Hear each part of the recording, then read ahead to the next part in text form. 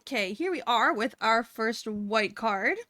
We have Mardu Devotee. It is 1 white for a 1/2.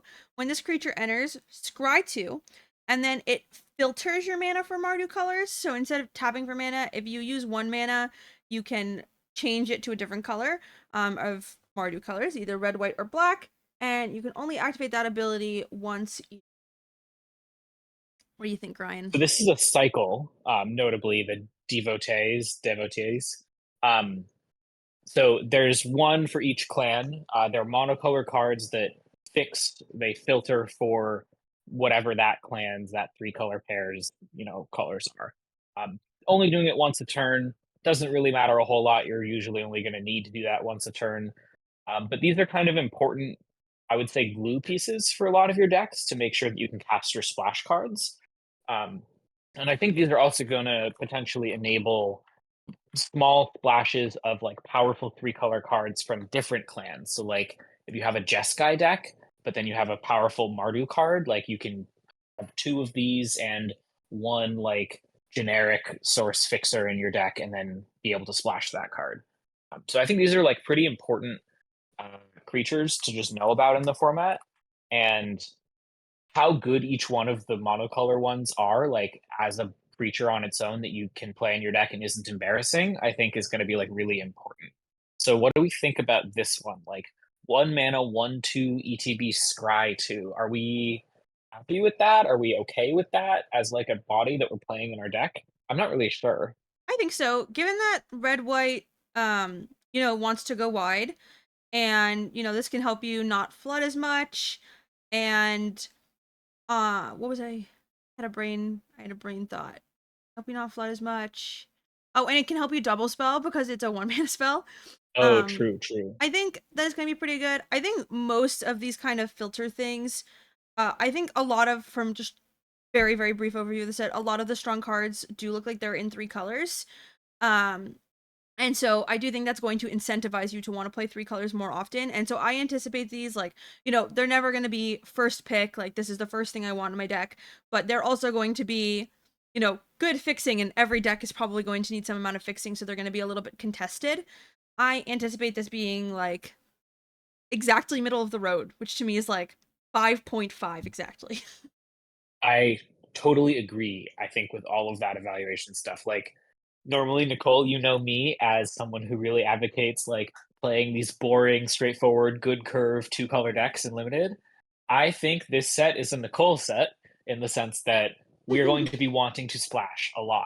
However, we need to do it in a responsible way. And the way to do that is by including a bunch of incidental sources for the cards you want to splash in your deck.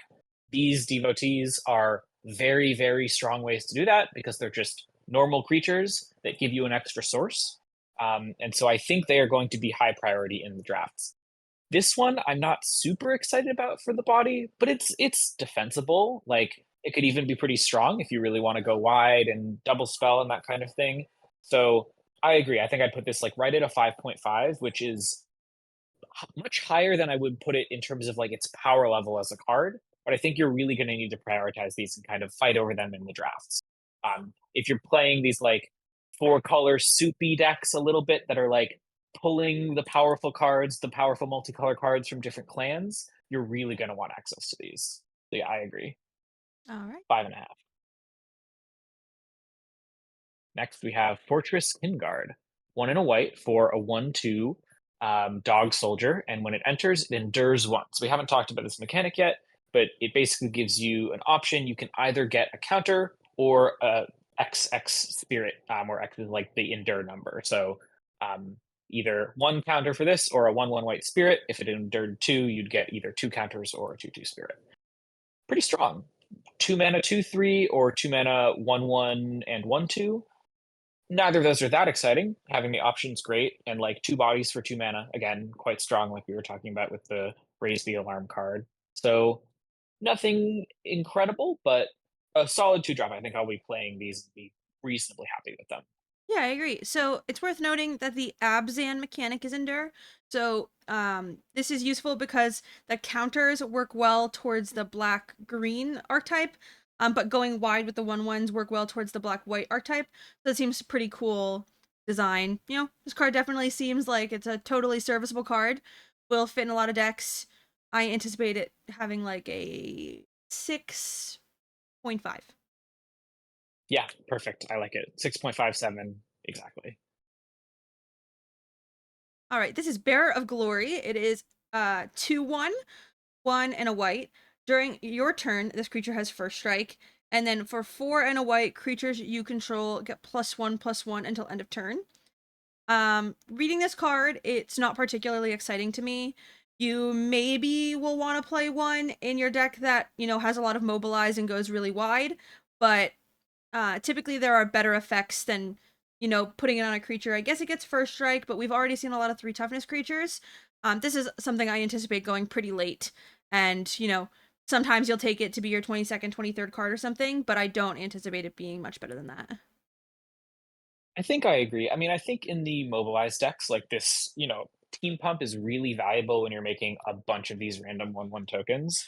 Um, so yeah, I maybe a little higher on this than you. I would call it like a defensible, fine 2 drop.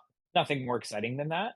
But like, yeah, if there's a lot of 3 toughness, this gets significantly worse. I think coming from Aether Drift, 2 power creatures that needed to attack to be good, CFT's rule, were pretty bad. So we might be, leaning a little bit too hard in that direction. But it's fine. I think probably like a 7 or an 8, something like Hey, that. cat. I'm gonna give it an 8. Yeah, cat. It Well, is unexciting to me. cool. All right, I'm good with that. Next up, we have Lightfoot Technique. 1 and a white for an instant. Put a +1/+1 counter on target creature. It gains flying and indestructible until end of turn. Solid trick. Not much more to say here. I think like this is going to win you every combat that you get into mostly, and it can give something flying and sort of get it in for damage to end the game. It can protect from a destroy removal spell. So strong, worth your 2 mana, but nothing exciting to me. I'd give this like a 6 or a 7, probably like a 7. I'm not valuing combat tricks super highly early on in drafts. Yeah, I think the only reason that I would originally I would call something like this a 7 or an 8. I just don't value combat tricks that high, but I am gonna agree with that like 6 or 7 grade. And the reason that I grade this a little bit more highly than the average combat trick is because in white there are a lot of these creatures that have mobilize, and being able to attack, your opponent needing to block, and then either being able to like blow them out because they're gonna want to block the mobilized creature, or just being able to protect the mobilized creature to push damage, I think it's probably going to be a little bit better in this format than it would be typically. And then the combination of this card with Frontline Rush, given that it gives something flying, seems like it might also be. So I think I like Sure. the 7-ish area. Cool. 7 for Lightfoot Technique. All right. This is Osseous Exhale, 1 and a white for an instant. As an additional cost to cast a spell, you may behold a dragon. So this is another mechanic from the set. You may choose a dragon you control or reveal a dragon card from your hand. Osseous Exhale deals 5 damage to target attacking or blocking creature. If a dragon was beheld, you gain 2 life. It seems like a fine removal spell. Attacking, blocking, removal spells typically, how highly you pick them in drafts are dependent on how good the removal is.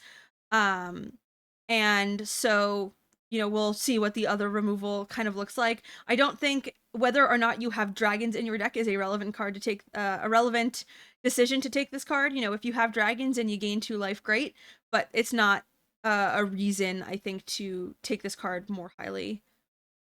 I agree. I think at high levels of play, you may even see people not behold a dragon when they actually do have one sometimes with this card. Not that you should do that most of the time. Get your 2 life. It's usually better than the information advantage, but sometimes I could see that, and that would be kind of a cool play. Yeah, notably, this is better as a controlling removal spell than an aggressive removal spell because if you're killing a blocking creature, they've already gotten some amount of damage prevention out of that blocking creature. Whereas if you're killing an attacking creature, you're kind of getting full value out of the removal. So yeah, this is for the white controlling decks. I don't know how many of those there will be, but solid, not super exciting. I don't think this is like premium removal by any means. I think giving it like a 6 probably. Yeah, I agree. Next we have Rebellious Strike, 1 and a white for an instant. Target creature gets +3/+0 until end of turn and draw a card. So This is a color shifted Candy Rush for people who are familiar with Wilds of Eldraine or Sugar Rush, whatever that was called. Um, this is for the double spelling deck, I think. I don't think it interacts with the. I guess it's pretty good with Mobilize because you can, if they're blocking a 1/1 creature for free just because they're like, yeah, I can kill this and prevent the damage, you get them with this, which is pretty nice. But this kind of card, at 2 mana, it's really hard to fit into your curve super smoothly. 2 mana is a lot of mana. Cantripping is nice. Getting in free damage sometimes is nice. But like, I'm not super excited about this card. I don't think you can ever really prioritize it very highly in a draft. So I'd probably land somewhere on like an 8 for this. Like there will be decks that want it and you might pick it over certain other commons late in drafts to like make your deck good with the synergies, but I don't ever think this is like a premium card. Yeah, I agree. I think that the +3/+0 might end up being a little bit more relevant in this set than others, which takes it from like, I never want to draft it to I draft it sometimes. And then drawing a card and it being relevant for the double spelling synergies. It seems like it's more of a synergistic card. I'm taking it if I need it for my synergies, and if not, I'm not prioritizing it too highly. All right, we have a coordinated maneuver. This is 1 and a white for an instant. Choose one. Coordinated maneuver deals damage equal to the number of creatures you control to target creature or planeswalker, or destroy target enchantment. This is similar to Collision Course from the last set, just in like the way that it's templated, but it is an instant. So all of the time we spent Thank God, thinking because we have Collision Mobilize. Course was an instant. This one feels a little bit more natural, and I do also think it's going to be better in this set. There are, several mechanics that talk about having going wide, making tokens. You can play this after you attack, make your mobilized tokens before they block to deal more damage to a creature. I have not seen how relevant this enchantment mode on this card will be. That definitely, I think, matters. But in general, it's not going to be a removal spell you pick super highly, but if you're in the archetype, it'll be a removal spell you might be able to get when you can't get other removal. So I'm probably putting this somewhere around 7, I guess. Yeah, I think that's right. Like, I think we've been talking about Mobilize a lot. There seems to be a lot of cards that work if you get a lot of these mobilized creatures. So I'm just noting that as like, I might need to value those a little bit higher than I normally would think. Um, this is not a very clean removal spell, but it'll get the card you want a lot of the time. The destroying an enchantment, not super relevant in this set, kind of notably. Uh, yeah, I'm agreeing, like 7-ish, somewhere around there. Next, we have Poised Practitioner, 2 and a white for a 2/3 creature. It has Flurry. Whenever you cast your second spell each turn, put a +1/+1 counter on this creature and scry 1. So baseline 3 mana 2/3. That's not exciting. Very unexciting, in fact. Like, really don't want to be putting those cards in my deck. And then, okay, if we enable the thing, if we kind of get the payoff, it's a 3/4 and you get a scry. Eh, I'm not excited about this card at all. I think the stats just aren't really there. The payoff is really there. Um, I think this is like a 9 or a 10, probably. I agree. I also think it's worth noting now that we're looking at the single color cards that, a lot of the multicolor cards felt really powerful. Um, and that a lot of the single color cards don't feel as powerful. That's going to be worth noting. It means that it makes sense because it's a 3-color set, but things like fixing and like staying open are going to be things that you can value a lot in these drafts, because a lot of the multicolored cards which are higher power will be more fought after, and so a lot of these single color cards may kind of go under the wayside. Totally agree. I think your monocolor cards are there for structural support in your deck, and also your fixing is there for structural support. And then what you're really trying to do is be able to play as many of these powerful multicolor cards as you can. That's going to be a really strong way to approach this format. Right. Tempest Hawk. This is a 3 mana 2/2, 2 and a white with flying. Whenever this creature deals combat damage to a player, you may search your library for a card named Tempest Hawk, reveal it, put in your hand, then shuffle. Is this a reprint? Am I I losing don't it? think so, but it's a callback to Squadron Hawk. Oh, I think okay, that we've might be mentioned what I'm this card thinking before. about. So cards like this, I always put under the cheeky tier in limited. You know, 3 mana for a 2/2 flyer is like fine at base. Uh, Typically that is kind of relevant to how good flyers are in the format. But dealing combat damage and being able to get another one, you know, if you manage to get 3 or 4 of these, they end up being more powerful.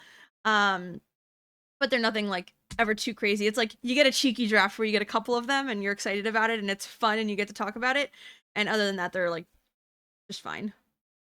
Weirdly, like they often do these collect 'em all cards in limited, which I think are really fun for the mechanics of draft, where like sometimes you just see one going around and you're like, I'm gonna speculate on this, and then you see more and you're like, okay, I'm doing a thing. Weirdly though, with this card, I don't think I want to play like 5 3 mana 2/2 flyers in my modern day limited deck, even if they tutor each other up. Like that's just not a very efficient card anymore. I'm pretty down on this card. Like, I might play 2 or 3 as a package that, like, get themselves if I think my opponent just isn't gonna be able to block them, but let's say your opponent just has, like, a 1/3 reach creature, right? That, like, is, pretty common and limited these days. This does nothing. Yeah, and So, it's also worth it noting that not only does you're nothing, you're playing more of these cards in your deck that are kind of underrated. So, yeah, I think this is, like, mostly a trap, but I think falls into what you're saying, like, cheeky. Like, maybe you'll have a package of these in your sideboard and you'll bring them in a certain matchup where you feel yeah. like, they'll be good. I picture 3 of them if you're like ever going to play the card being around the correct number. The awkward part about cards is that you can have any number of cards that search each other. Is that you don't really want to draw multiple copies of them. You want one to kind of find Right. the rest of them. And in your 40 card limited deck, if you have 5 of them, you're decently likely to see 2 or 3 during the game, which you just don't want. And so you're never going to want to play too many of them. This is a collect a few card. It's not a collect them all card, which is Yeah, I kind of agree. weird.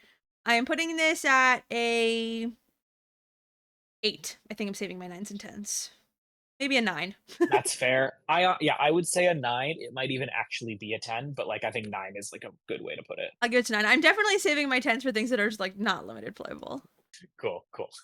Okay, so I think you're up for. Yep. We've got Stormplain Detainment. 2 and a white for an enchantment. When this enchantment enters, exile target non-land permanent an opponent controls until this enchantment leaves the battlefield. So I think it's just literally banishing light, Yep. right? Oblivion Ring, blah Yeah, blah blah, all the same thing. yeah. Uh, these cards are good in limited. I think they're not bombs, but they're very, very strong removal spells.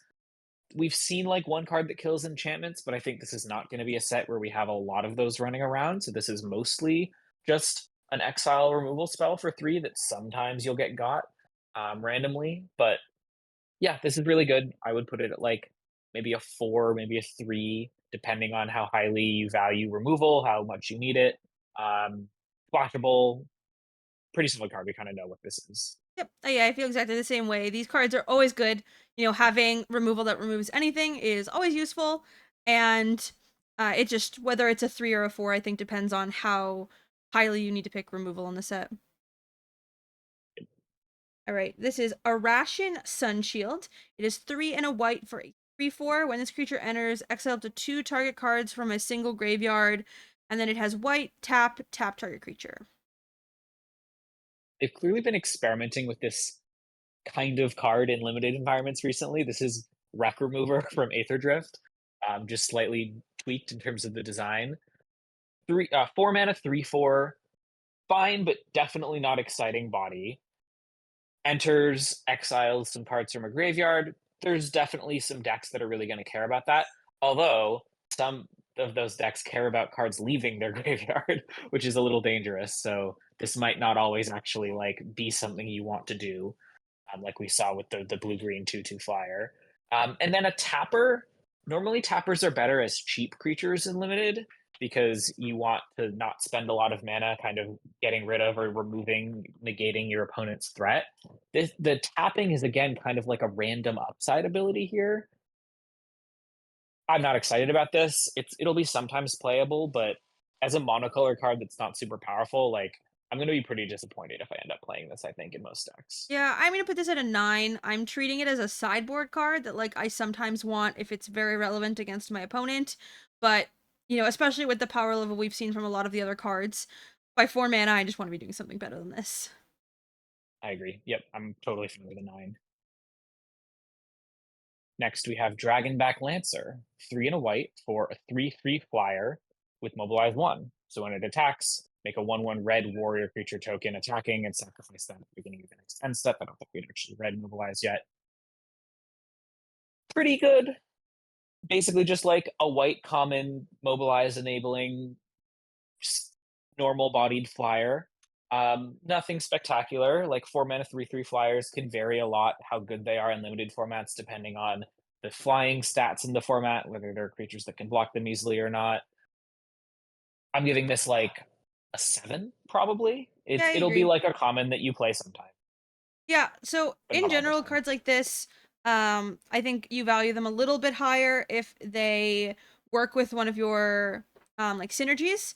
So like the last card we looked at doesn't really interact with any synergies that you would want to be doing, and so we value it pretty low. This one does at least synergize. It flies. It has evasion, which is always notable. And so I agree. I think I put this at like a 7. Yep.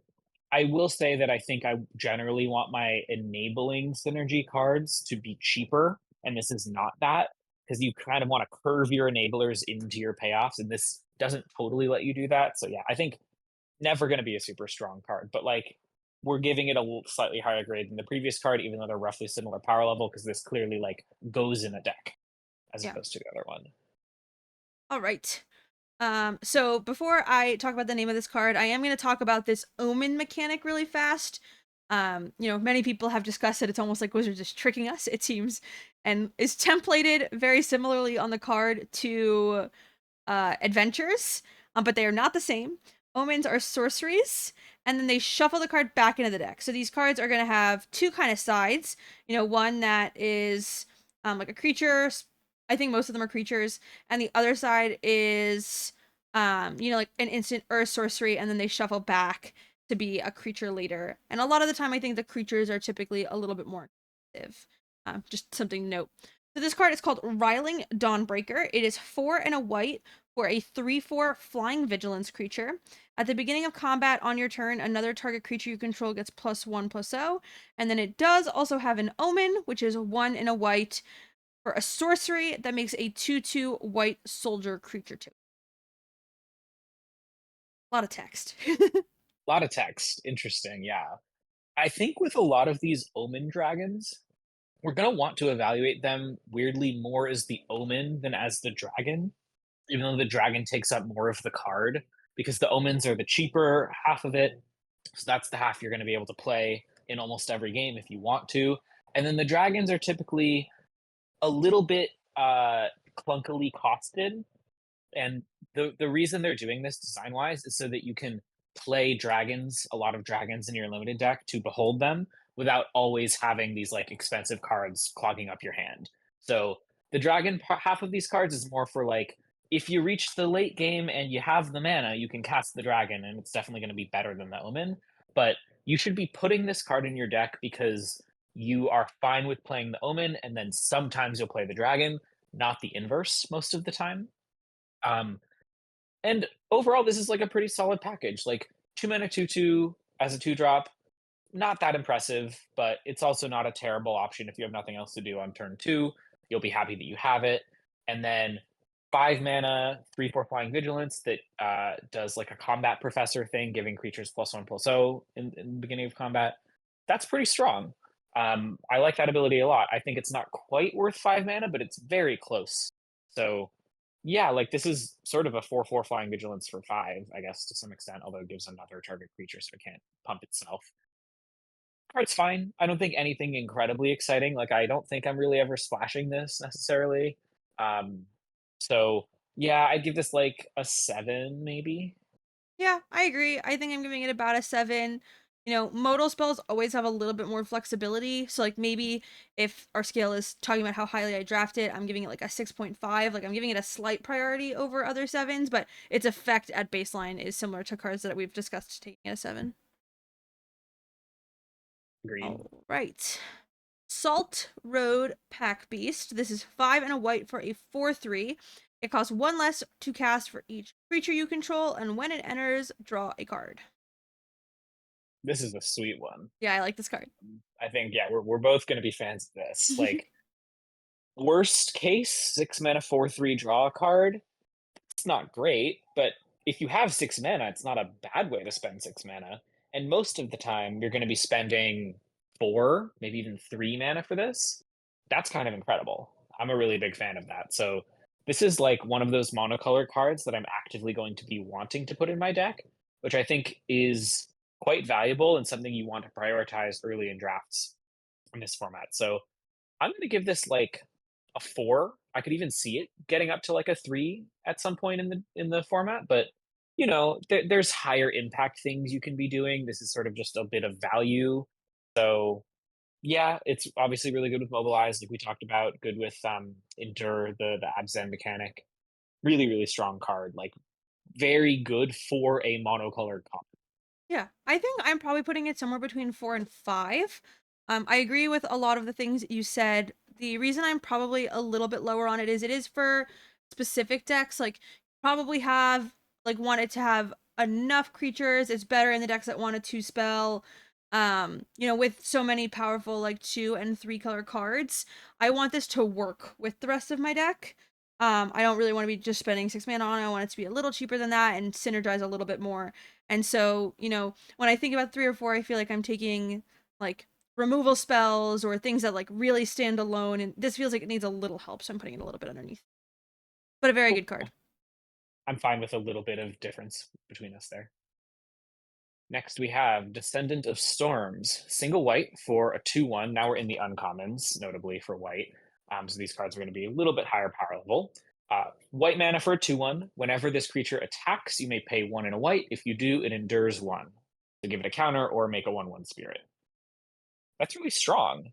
Um, Obviously, this gets a little bit worse as the game goes on, like most 1 drops do, but it'll always do something. Like a 3/2 attacker is going to trade with a real card most of the time.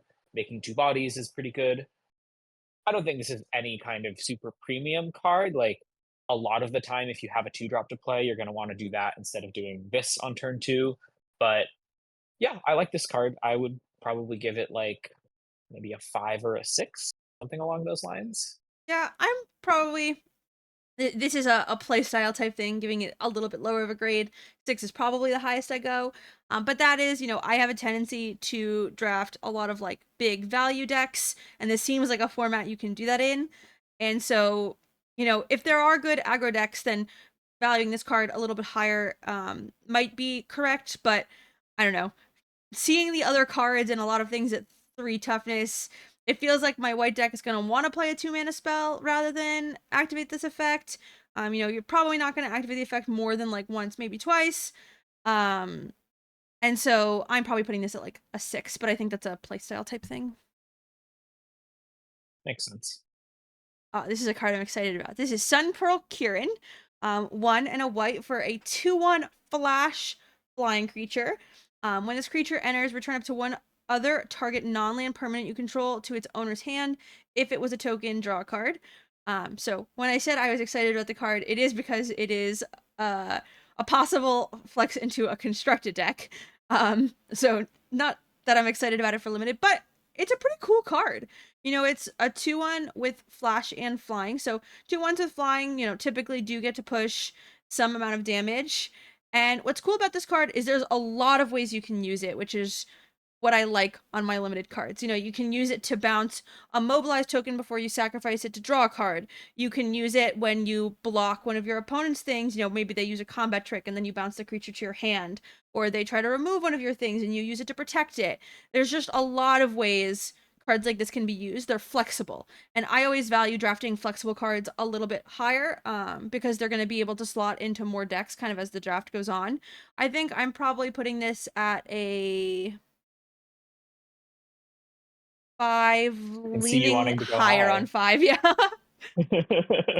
I think I might even go higher. I might I go love like a this 3 card. or a 4. I think this card's like gonna get a card out of its ability a lot of the time.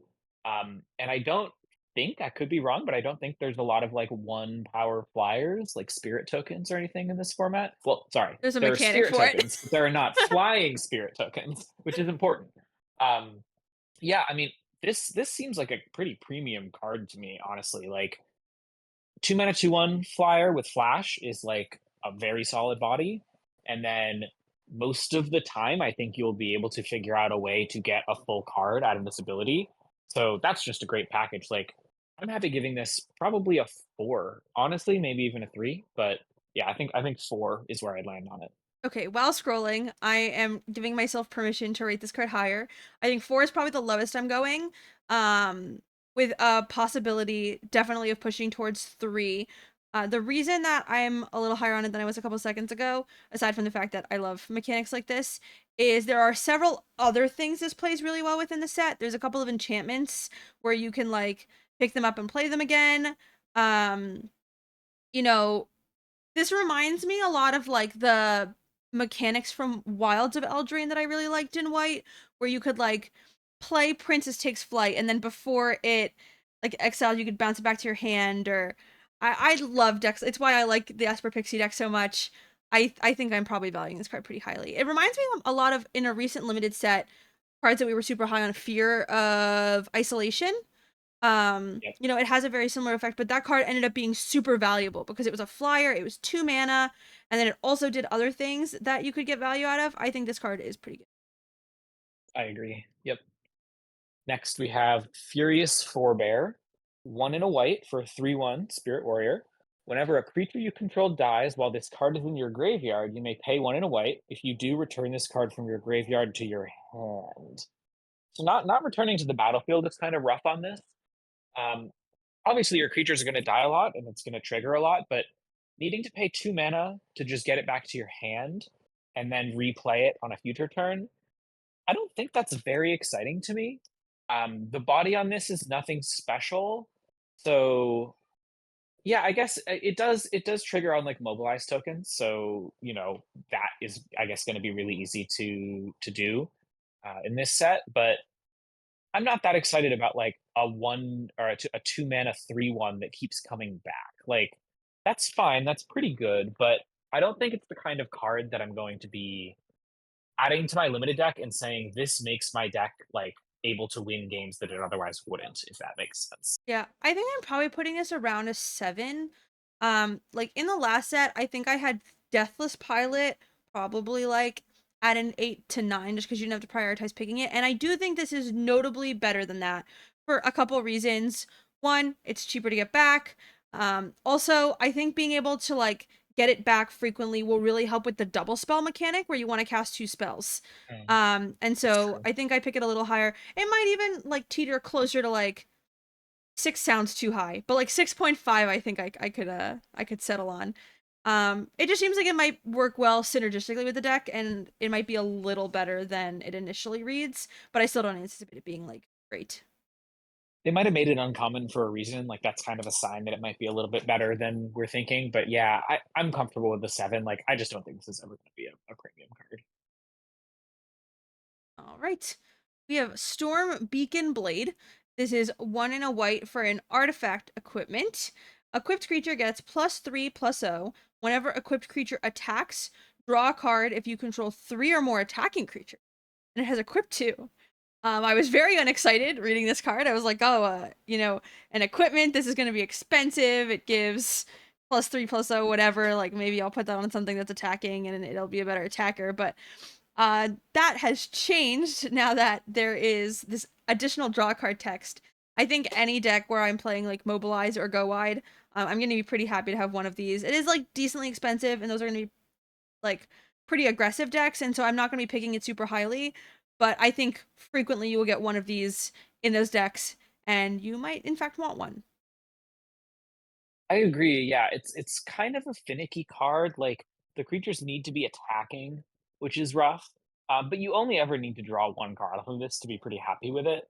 And making all of your little spirit tokens that you made with your endure into really relevant bodies with the +3/+0 and equip 2 is not that expensive really. Like it's expensive enough, but it's not incredibly expensive.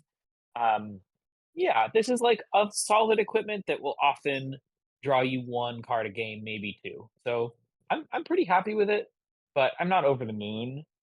Where are you putting it? I'd say like a 6, maybe. Yeah, I was gonna say a 7. I think it's just normally I treat these cards as unplayable, so having it any higher, I think it is beneficial. But somewhere around there, like you're gonna know when your deck wants it. So you're definitely not taking it highly prior to knowing your deck wants it, but when your deck wants it, you're probably gonna get one, and so I don't think you have to prioritize it too highly. Yeah, I'm good with that. Next, we have Duty Beyond Death. One in a white for an instant. As an additional cost to cast the spell, sacrifice a creature, and creatures you control gain indestructible until end of turn. Put a +1/+1 counter on each creature you control. This is, I mean, we've continued to say like if you got mobilized cards, this card's really good. This card kind of needs mobilize, I think, to be Yeah, good I'm because processing. This is an interesting card. yeah, you really need a creature that you don't care that much about sacrificing. And to be fair, we've seen that white is sort of like set up to do that. But I guess also, Nicole, like we've been talking a lot about if you have a mobilized creature.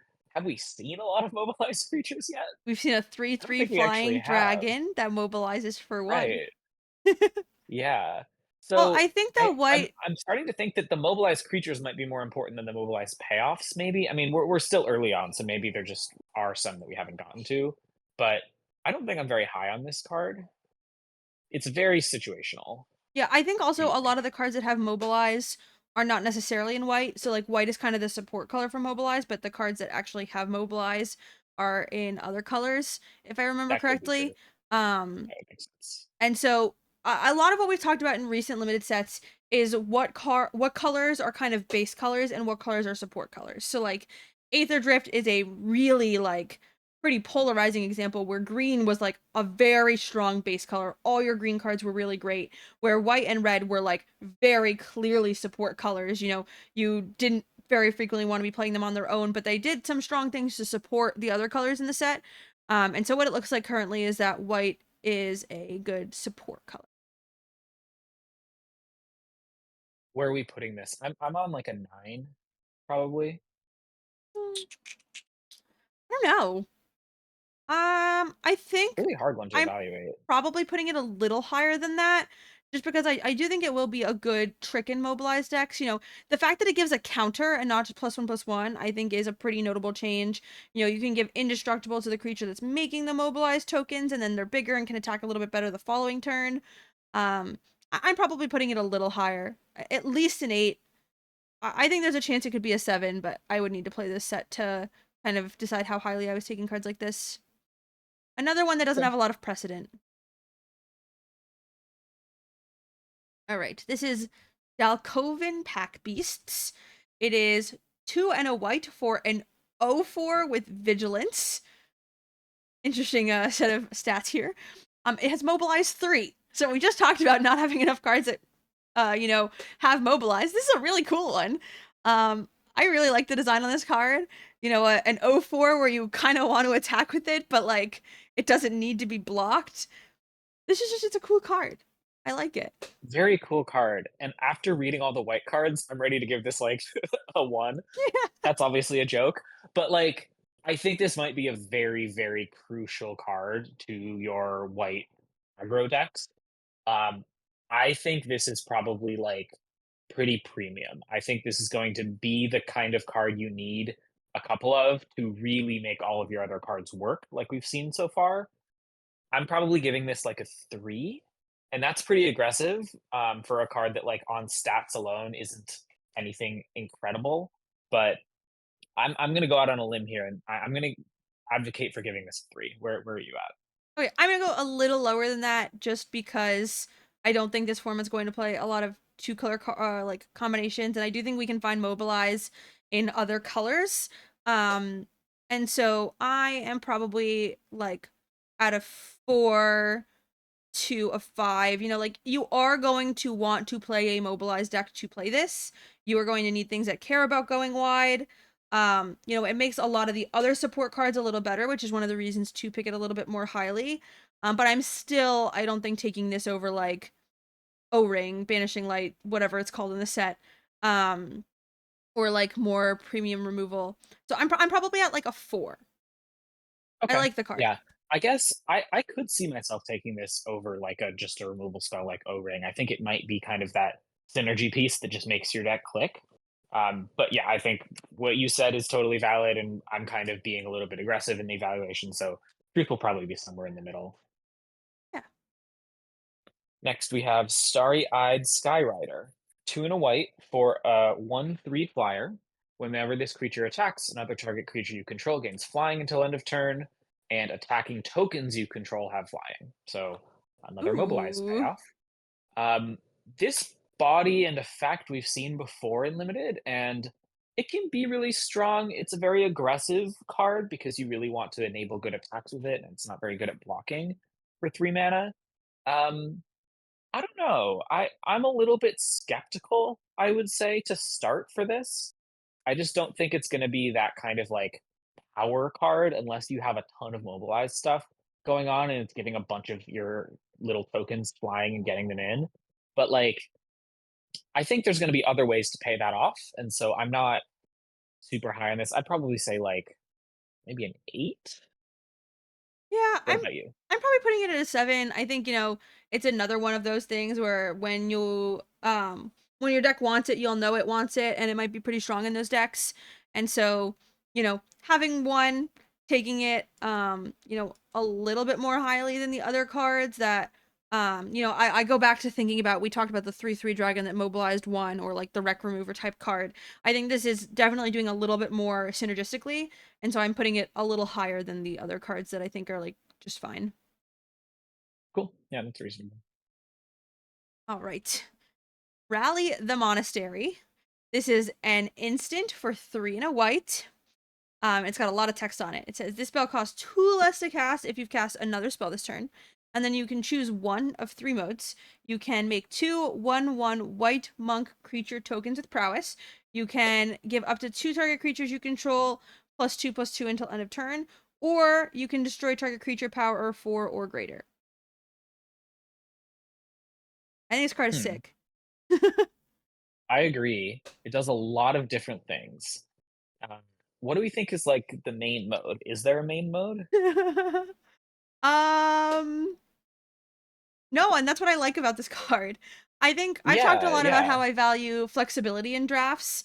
Um, you know, I probably draft to the point where I need to draft a little less flexibly. Like my very powerful decks end up a little too powerful, and my baseline decks can end up a little bit of a mess because of how flexible I like to draft. But it makes me really like cards like this because I can take this card, and if I'm playing a controlling deck, I'm happy that this can destroy target creature power 4 or greater, which seems pretty good. If I'm playing an aggressive deck, I'm happy that it makes 2 monks with prowess, or gives things +2/+2 to finish them off.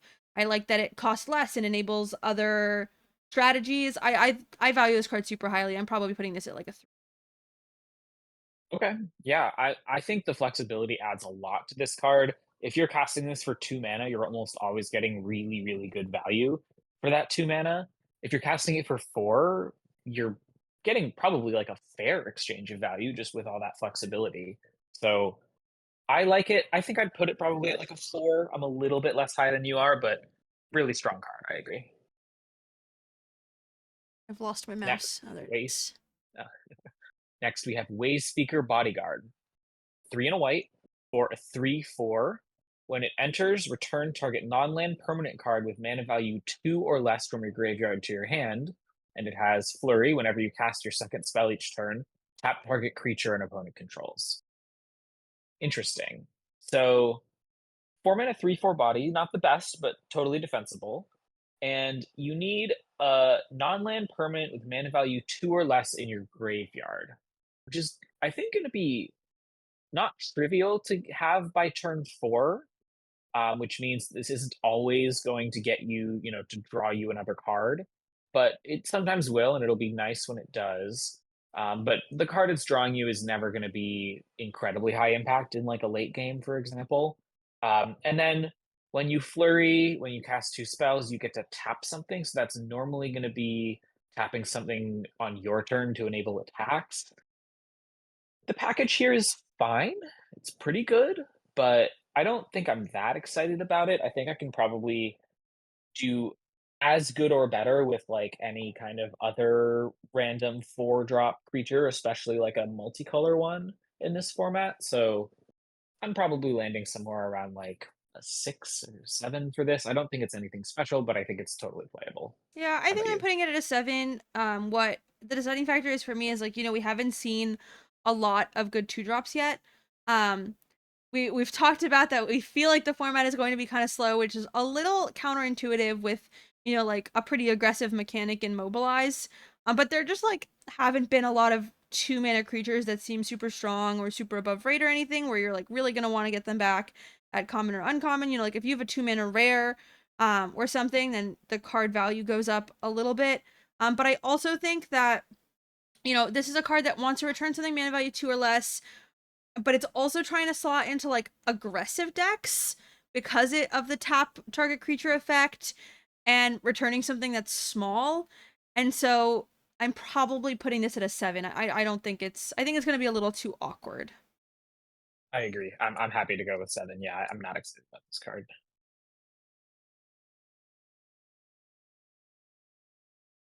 All right, this is Teeming Dragonstorm. It's 3 and a white for an enchantment. When it enters, create 2/2/2 white soldier tokens. When a dragon you control enters, return this enchantment to its owner's hand. Or you could use Sunpearl Kirin. Kirin. Yeah. This card's sweet. Yeah, I like it this a is lot. really sweet. Unfortunately, 4 mana is not good enough for the Esper Pixie deck, which is what I like to look at every time I see an enchantment nowadays. But it does seem like it's going to be pretty good and limited. A lot of these decks or cards we've seen reference tokens, and these are tokens that don't sacrifice, which is pretty cool. There are a lot of, we talked about those Omen dragons and stuff that seem like they're going to be pretty available throughout drafts. There's a lot of cards that are stronger than them.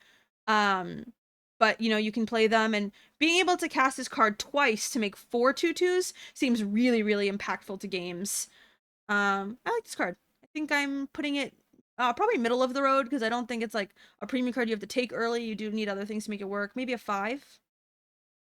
Yeah, I agree. I think like 4 mana for 2/2/2s is not no longer like a very good stat line in limited. It's just fine, maybe even fine minus. So I think you really do need to bounce this in at least half your games or even a little bit more than that to be super excited about it.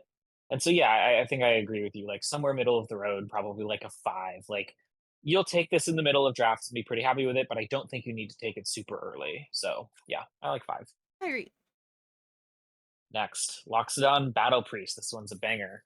4 and a white for a 3/5. And at the beginning of combat on your turn, put a +1/+1 counter on another target creature you control. This effect is always excellent in limited. It's been kind of broken whenever they printed it on cards that cost like 2 mana. So they're kind of costing it fairly now, you could say, at 5 mana on like a 3/5 body, which is obviously not great. It has like a normal stat line, but the turn you play this, you're getting 4/6 worth of stats, and every other turn you're getting more stats. You get to distribute them kind of wherever you want. Notably, it does have to target another creature, so you can't just play this on its own as a 4/6. But I think this card's going to be really good. I think it's probably going to be splashable sometimes if you have like easy mana. I'm quite excited about this. I'm probably giving it like a 4, maybe. Yeah, I think I like 4 to 5 just because the power level in the set is a little bit higher. But it is especially good that it can help you, get your mobilized creatures to be able to attack safely. And I think that's going to be something that is super valuable. So I like this card. All right, Static Snare. This is 4 and a white for an enchantment with flash. It costs 1 less to cast for each attacking creature, and then when it enters, it exiles target artifact or creature an opponent controls until the enchantment leaves the battlefield. This card seems great. It is better than the other exile effect. It doesn't target non-land permanents, it just targets artifacts and creatures, but I don't think that that is bad because I think this is going to be so much better in the mobilized decks where like one creature with mobilized 2 can make this a 2 mana flash O-ring, and I think that's really valuable. I'm probably putting this card, I think this is going to be one of the first ones to me that like really starts contending with strong rares where like I might want to take this over a rare or something. I'm probably putting this at a 2. I agree. Yeah, basically no other comments. Yeah, everything you said. It's almost like when there's precedent, things are easier to talk about. All right. Thank you for watching this video. This was just multicolor and white, so keep an eye out. I believe one more is getting posted today, and the rest will be posted throughout the week for the rest of the videos for the Tarkir set review. We're going into a really cool limited event. There's the GP in Denver that is limited. We're seeing some limited support, and the set looks like it's going to be a super awesome limited set, so stick around for the rest of the videos. The best way you can support my content is by liking, subscribing, and sharing this video. Those are things that there's a cat in the background. Help the algorithm.